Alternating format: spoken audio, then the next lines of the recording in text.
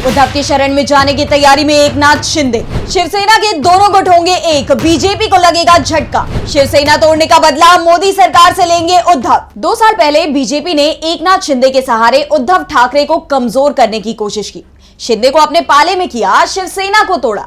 उद्धव ठाकरे से सरकार और पार्टी तक छीन ली गई, लेकिन उद्धव ठाकरे ने हार नहीं मानी। शिवसैनिकों का समर्थन हासिल किया और फिर पूरे राज्य के दौरे पर निकल गए। शिवसैनिकों ने खुलकर कहा कि हमारे नेता एकनाथ शिंदे नहीं, उद्धव ठाकरे हैं। पार्टी और उसका निशान भले ही शिंदे के पास हो, लेकिन शिवसैनिकों की ताकत उद्धव के पास ही रही।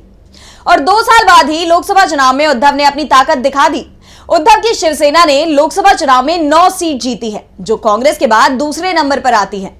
उद्धव की सफलता और उनकी लोकप्रियता का असर अब शिंदे के साथ गए नेताओं पर भी दिखाई देने लगा है। यहां तक कि शिंदे की शिवसेना में हाल ही में जो सांसद चुनकर आए हैं, वो भी अब शिंदे पर दबाव डाल रहे हैं कि उद्धव से समझौता कर लिया जाए, नहीं तो विधानसभा चुनावों में पार्टी की लुटिया डूब जाएगी। वैसे भी असली शिवसेना की लड़ाई सुप्रीम कोर्ट में चल रही है। जनता की अदालत में तो फैसला हो गया है।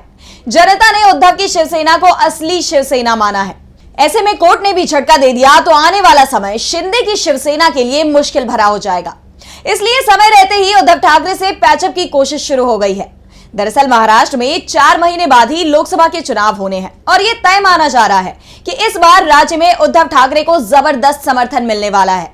बीजेपी का ग्राफ तेजी से नीचे गिरा है तो कांग्रेस, शिवसेना, यूबीटी और शरद पवार की एनसीपी मजबूत हुई है। वोट और सीट दोनों ही मामलों में यह गठबंधन एनडीए पर भारी पड़ा है। इसलिए शिंदे की शिवसेना में खलबली मची हुई है और शिंदे बेहद दबाव में दिखाई दे रहे हैं। इस बीच खबर आ रही है कि शिंदे और उद्धव कैंप के बीच बातचीत भी शुरू हो गई है। शिंदे को एहसास है कि अगर उद्धव का साथ नहीं मिला तो उनके लिए राजनीति की डगर बहुत कठिन होने वाली है। तो दूसरी तरफ दिल्ली में भी हलचल मची हुई है। उद्धव ठाकरे बीजेपी से बेहद नाराज है और उन्होंने साफ कर दिया है कि वो किसी भी कीमत पर एनडीए के साथ नहीं जाएंगे। हर हाल में इंडिया गठबंधन के साथ ही रहेंगे। ठाकरे के सख्त रुख से बीजेपी डरी हुई दिखाई दे रही है। दरअसल इस बार बीजेपी को बहुमत नहीं मिला है, उसे सहयोगियों की जरूरत है। बीजेपी के पास सिर्फ 240 सीट है, एनडीए को 292 सांसदों का समर्थन है। ऐसे में अगर शिंदे की शिवसेना सरकार से हटती है, ये संख्या घटकर 285 रह जाएगी।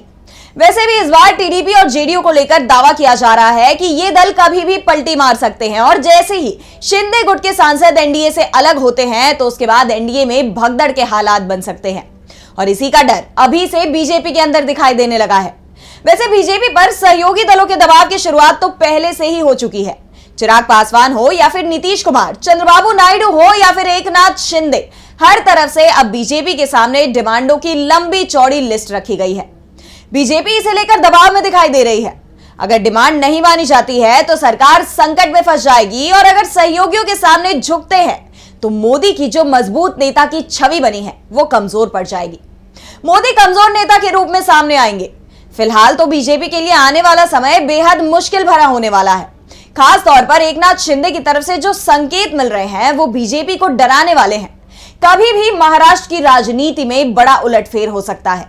वैसे शिंदे को भी एहसास है कि वो इधर रहे या उधर, सत्ता में तो वो बने ही रहेंगे।